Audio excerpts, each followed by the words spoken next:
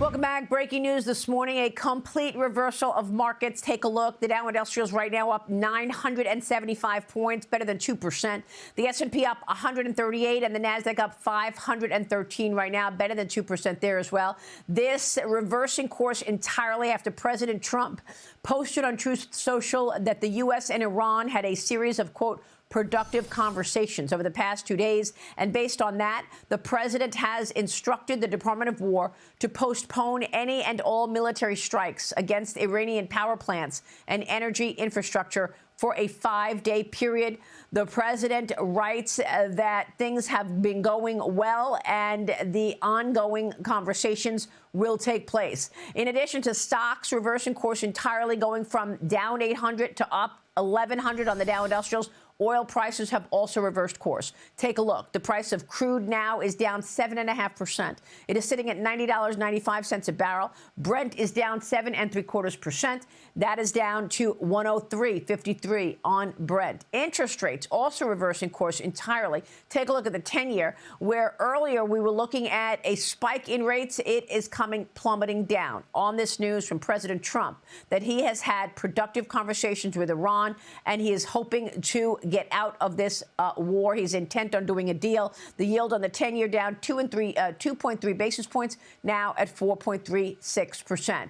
Also, the White House rolling out a new national framework for AI to establish a federal standard for the rapidly evolving technology, focusing on 6 key objectives: protect children and empowerment, safeguard and strengthen American communities, respect intellectual property, support free speech, ensure American dominance in AI, and develop an AI-ready and educated workforce. Joining me now is the author of Code Red, Breitbart's social media director, Wynton Hall. Wynton, good to see you.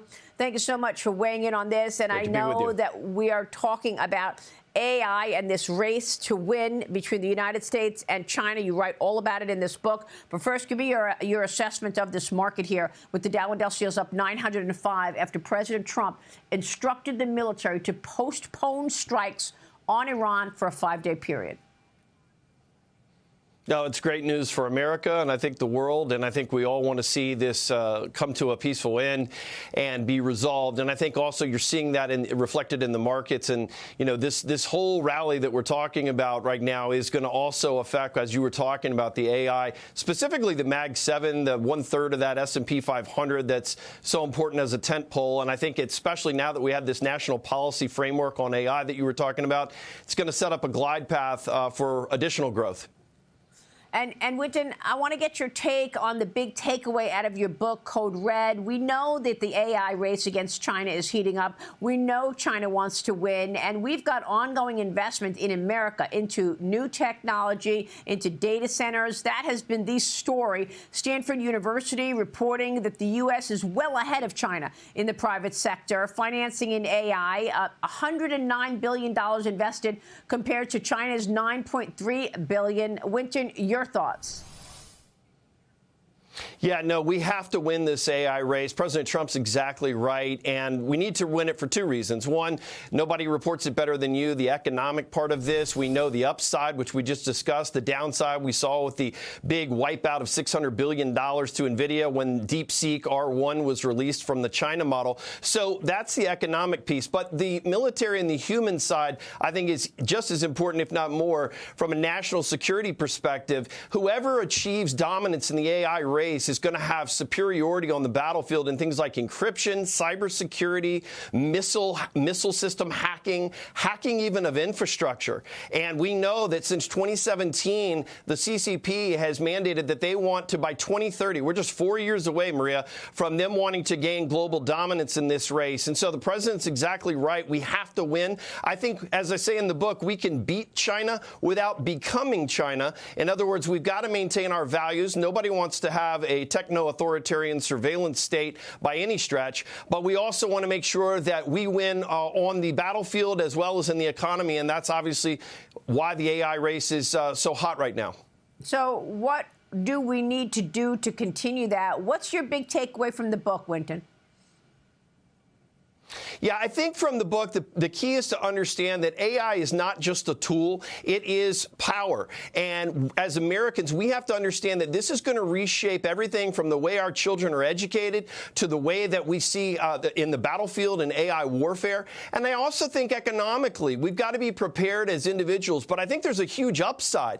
Look, the future is going to be teaching our children not just to apply for jobs, but how to create them. And that's all about entrepreneurship. And so I think for those people who harness that power early on and really understand how to embrace the upsides and avert the landmines, there's going to be a huge growth opportunity for them economically, and I think personally, and certainly for our nation. So we've got to get serious about it. And I think that that's why, you're seeing people come to this conversation and realize, look, this is not hype. This is not a hype cycle. The AI revolution is real, and we got to be ready.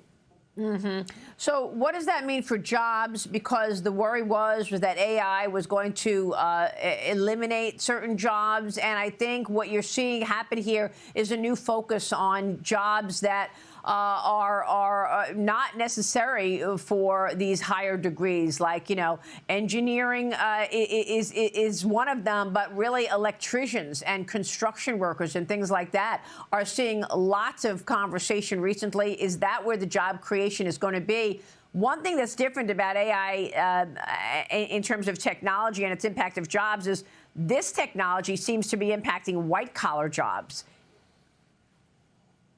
That's exactly right, Maria. So, yeah, the growth right now is in the trades, and we're seeing that with this AI data center build out. You're seeing in some cases the pay premium up 30% for, everyone from drywall hangers to electricians, HVAC, and so forth. But there really is a real serious focus on this white-collar job replacement. Right now, you've heard the following. You've heard Dario Amodei say that within 12 months, this is not in some faraway future, 12 months to the next 5 years, you're seeing a wipe out of 50% of entry-level white-collar jobs. That's our kids, right? That's our college students who just graduated. They played by the rules. They took out a big loan. So that's a real concern and a downward pressure. The other thing is you're seeing Microsoft AI CEO Mustafa Suleyman say that within 12 to 18 months, you're looking at the replacement of white-collar tasks for all white-collar jobs. Now, that's not saying that all jobs will go away. What he's saying is the tasks could be automated. And so the question is going to be on how fast do companies diffuse this technology, particularly with AI agents and setting up those automation through agentic AI. And that's going to be a question of speed of implementation. We're going to have to see how fast corporations adopt that. But we've got to get people ready. That's why I call it a code red moment, in the sense that it's an alarm and alert. But also we need a code. We need a set of principles to guide us through this. And, I think that's why it's so important to be keeping an eye on what you're talking about with the market, but especially for our parents and young people, because they're going to be facing a very different job market. All right. We will leave it there. Thank you so much. Good to see you. Wynton Hall, great book, Code Red. We are watching markets soar this morning because President Trump has directed the military to postpone strikes on Iran, pending talks. Those talks are continuing. Where the president said that they are positive. The president postponing Iran's strikes pending those talks for a 5-day period. The Dow Industrial's up 646 right now. The Nasdaq up 368. We'll be right back.